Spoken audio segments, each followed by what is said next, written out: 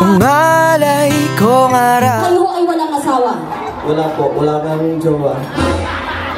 Bakit naman ang problema ni sir? Walang asawa, walang jowa, sir. Pero magka-jowa na po kayo noon? Yes po, last month lang. Oh my God. Healing process 1 month ago. Sir, naghilak ka, sir? Naghilak ka? Wala, kay ako man nag-cheat. Oh shit!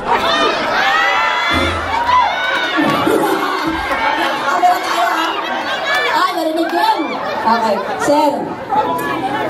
Kahit na may mga ganong bagay, tao lang tayo. Hindi tayo perfecto. I hope that your ex-partner ay naintindihan. Napatawad ka ba niya o hindi pa? Hindi pa. Ay, nabuntis man niya. Nakakaloka ka talaga. Dami mong mga revelation.